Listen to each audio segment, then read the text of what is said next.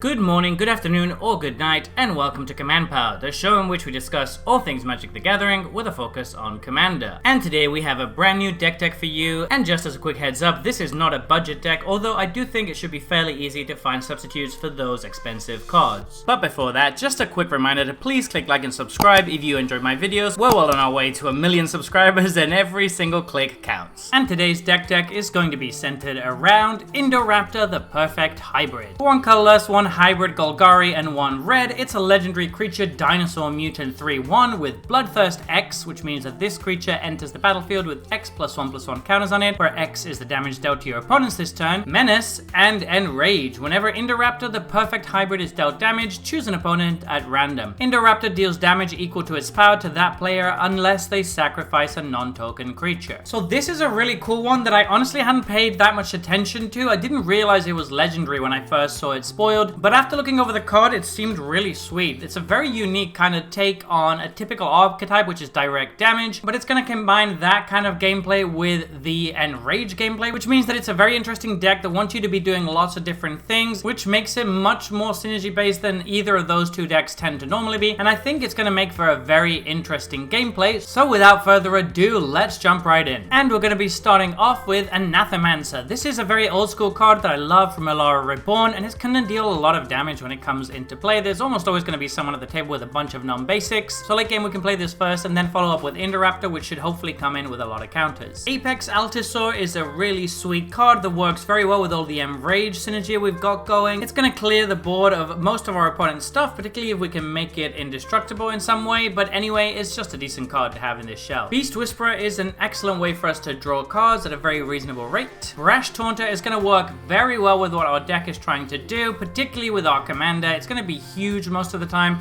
so having it fight Brash Taunter means that we can deal a lot of damage to our opponents. Creeping Bloodsucker is a really good card that curves very nicely into Indoraptor early game, because we can drop this on turn 2, have it deal 3 damage total to our opponents, and then drop Indoraptor, which will come in as a 6/4, which is pretty solid. Forerunner of the Empire is going to work very well. We are running a lot of dinosaurs, so this is going to allow us to ping all of them repeatedly, which of course is fantastic with our commander. Goblin and Archomancer is a great way to ramp in any deck that is red or green. Heartless Hidetsugu is going to be amazing in the mid to late game. We can tap it to hopefully deal quite a lot of damage to our opponents and then cast our commander, which will be absolutely huge. Ignoble Hierarch is good as a way to ramp our commander out on turn 2, although we usually won't want to be doing that, seeing as it's better to save it till later. Clothis, God of Destiny, works very well with Indoraptor because it's almost always going to be able to deal 2 damage to each opponent, which then allows Indoraptor to come in with 6 counters on it. Marauding Raptor works very well with our commander by allowing us to trigger its enrage when it comes into play. Lake Spitter is another good card that's going to deal damage to all players during our upkeep, which is going to work with our commander. It can also randomly host token decks, which is very nice. Polyraptor is great when you have as many ways to deal damage to it as we do in this deck. Raging Regisaur is very solid because it allows us to trigger our commander's ability once per turn. Raging Sawtooth comes into play and triggers all of our enrage effects, which is something we definitely want. Ranging Raptors is one of those enrage effects, which is going to allow us to search our library for a basic land. Ripjaw Raptor is just card advantage on a decent body. It's going to work very well with what the deck is trying to do. Roaming Throne is a card that I'm finding myself putting into a lot of different decks. This is one of the best cards in the set, in my opinion,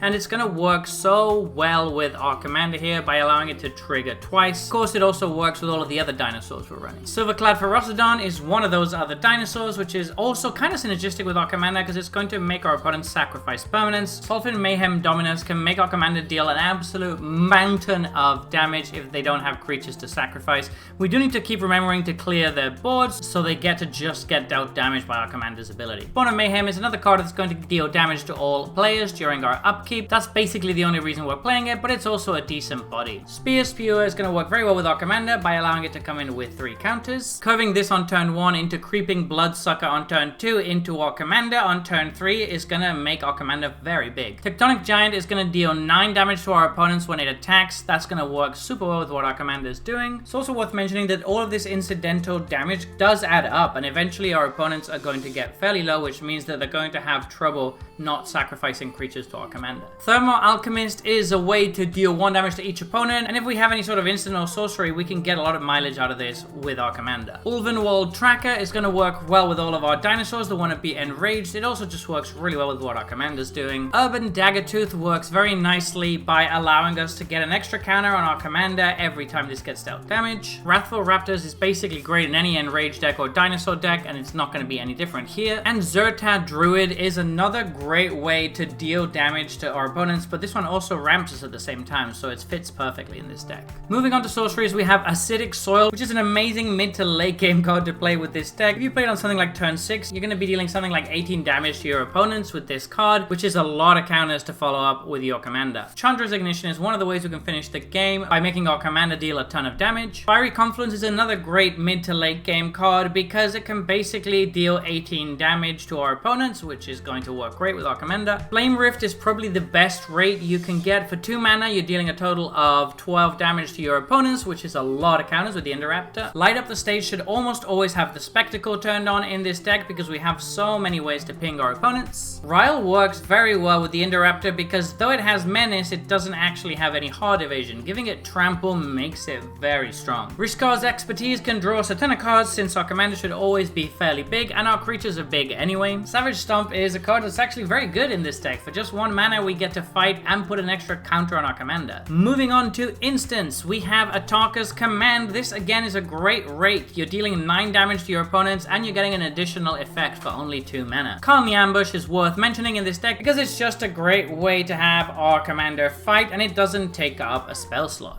Price of Progress is similar to Acidic Soil, particularly if your meta is very high powered. There's probably going to be a lot of non-basics running around. Rakdos Charm is an amazing one if you happen to be against token decks, particularly when you follow this up with your commander, which will come in with an absolute ton of counters on it. And Return of the Wild Speaker is going to be a great way to either go for the win if we have a wide board or just draw a bunch of cards for our commander. Moving on to artifacts, we have Fiend Lash, which is one of the best cards in the deck. This basically is going to give us another trigger of our commander's ability whenever it's dealt damage, but we actually just get to choose where this goes. Night Paladin is going to come in and deal 12 damage to all opponents, which is a good amount of damage for us to then follow up with our commander. Mithril Coat is a strong play in order to make the Indoraptor indestructible, and we can do it at instant speed, which is nice. And the Great Henge is always great, but it's also going to often be very, very cheap in this deck. Moving on to enchantments, we have Bitter Reunion, which can give our commander haste in the late game. That's always nice. Descent into Avernus is going to deal progressively more and more damage turn after turn, so it can help us finish the game, and then also power out a huge Indoraptor if it's already died. Pestilence and Pyrohemia are functionally the same card, just in different colors. They're both very, very strong in any enraged shell. Uncivil Unrest is a fairly new card that works very well here. Notably, it doesn't only double combat damage, so this can be absolutely huge if you have a way to guarantee that your opponents don't have creatures to sacrifice to your commander. Virtue of Courage can be a great way to try to finish the game late game. We have so many ways to deal non-combat damage that this is going to draw us a lot of cards functionally. In the right situation, it can actually act basically like a tutor effect. Finally, we're moving on to lands, and just as with our Waiter deck, we're also going to be running Valduvian, Trading Post,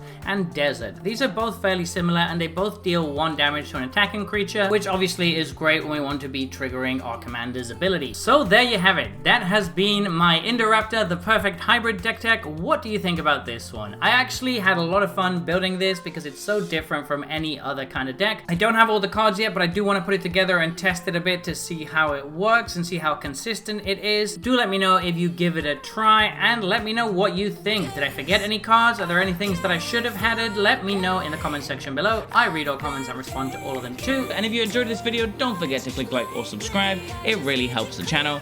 And until next time, take care.